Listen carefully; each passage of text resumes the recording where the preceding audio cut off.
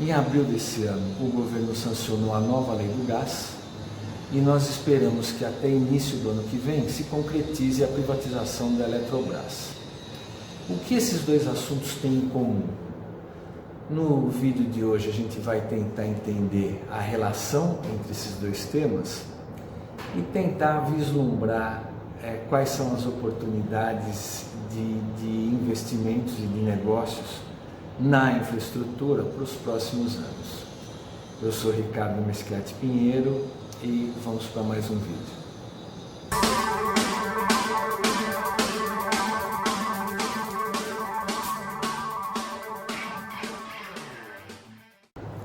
Olá a todos. Para nós iniciarmos o assunto desse vídeo, é legal a gente fazer uma análise breve a respeito da matriz energética brasileira.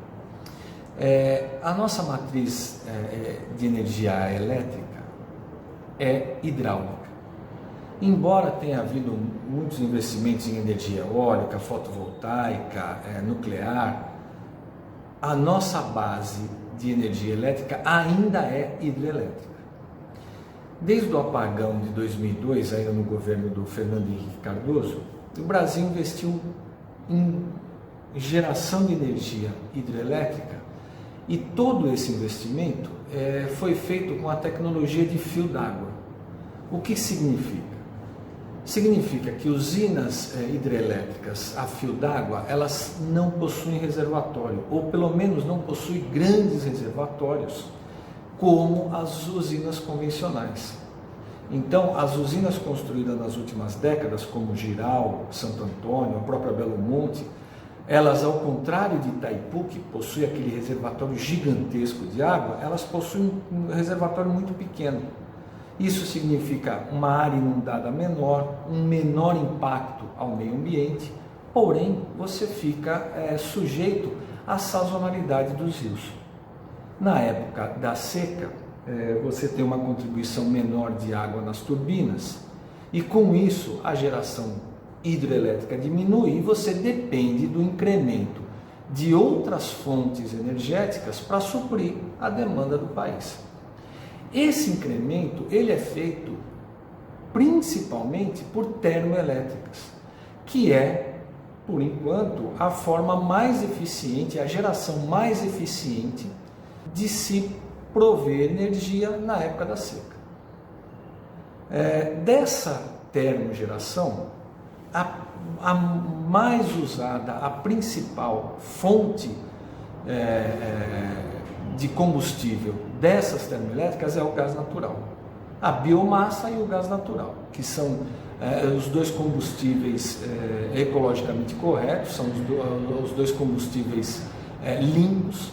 O gás natural, principalmente, que é o que nós temos em maior volume de oferta, ele, embora não seja renovável, é um combustível limpo, é uma fonte limpa e é uma fonte eficiente para a geração de energia termoelétrica. Todos os investimentos feitos em hidrogeração, em usinas hidrelétricas, paralelamente, eram feitos os estudos de térmicas, termoelétricas e principalmente das fontes de energia, das fontes de combustível para essas termoelétricas. Alguns, como o gás, mais uma vez, para nós é o combustível mais eficiente, o combustível limpo e que nós temos em grande oferta.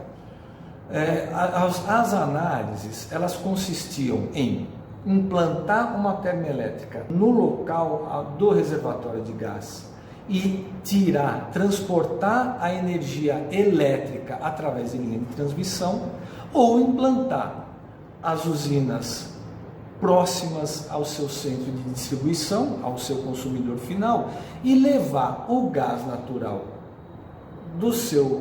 da sua extração, do seu campo, até a usina através de gasoduto.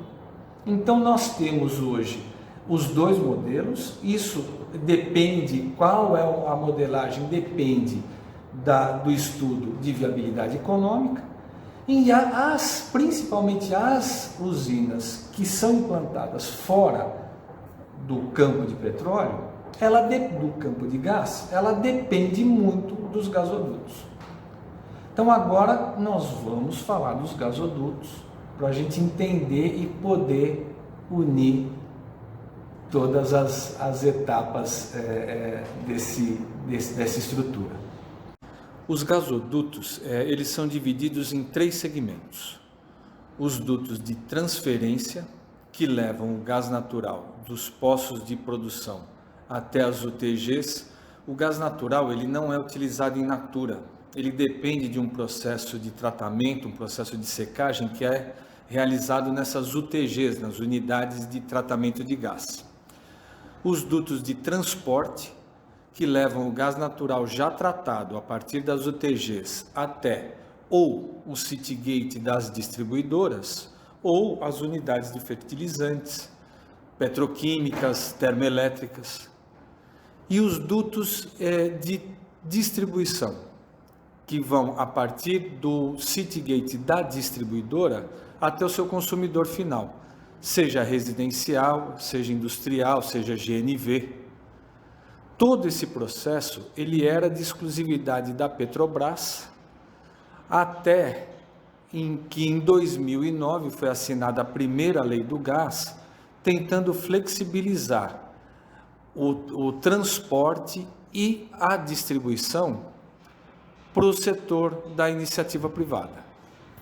Na parte de distribuição foi bem sucedido. A maioria das empresas de distribuição elas são privadas. A distribuição é feita, o patrimônio da distribuição é da empresa de distribuição. Porém, o grande entrave continuou sendo o transporte. Esse transporte, a burocracia para você conseguir homologar, para você conseguir o direito de implantação, o direito de transportar o gás a partir de uma UTG, continuou muito engessado, muito engessado. Da assinatura da lei do gás em 2009 até 2016, 2017, nós ainda tínhamos os investimentos, os estudos ainda eram muito barrados por causa da burocracia e da dificuldade de se conseguir o direito de construir e transportar o gás natural aqui no Brasil. Então, foi muito difícil. Essa dificuldade nos gerou um atraso de, no mínimo, 10 anos de projetos represados. Nós perdemos muitos anos represando projetos por conta de uma lei engessada e de uma dificuldade de se viabilizar economicamente a implantação de um gasoduto. Bom, e analisando agora o copo meio cheio, esquecendo os anos perdidos, vamos entender que com essa lei do gás assinada esse ano, que já flexibiliza, já abrange todos os elos, excetuando, obviamente, a exploração, mas o transporte e a distribuição, ele tem uma redação muito mais abrangente que atende perfeitamente aos anseios do mercado privado, mas a forma com que a manutenção das térmicas no processo de privatização da Eletrobras, que vai manter a necessidade de você transportar gás natural para as térmicas, em muitos estudos que ficaram pelo caminho, nós podemos entender aí que para os próximos anos vai haver um grande investimento em dutos e termoelétricas, um grande investimento que ficou represado durante esses anos todos. E é lógico que dos gasodutos, principalmente os gasodutos do plano decenal, muitos vão ter que ser reestudados, tanto técnica como economicamente, de viabilidade econômica, porém existe aí um futuro promissor no ramo de dutos de geração de energia, principalmente termoelétrica, e isso vai fomentar não só investimentos, os investidores, mas como a mão de obra, como toda a cadeia que gira em torno desse tipo de infraestrutura. Bom, por enquanto é isso aí, vamos torcer para que esses anos futuros sejam promissores de fato, estamos abertos aí a todo tipo de conversa, estudos e ideias, queremos estar presente nesses estudos, obviamente, e é isso.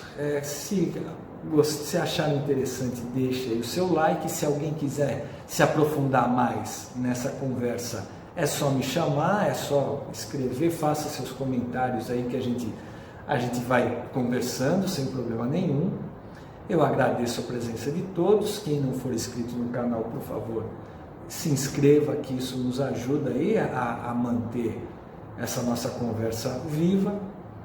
E muito obrigado a todos, fiquem bem e até o próximo.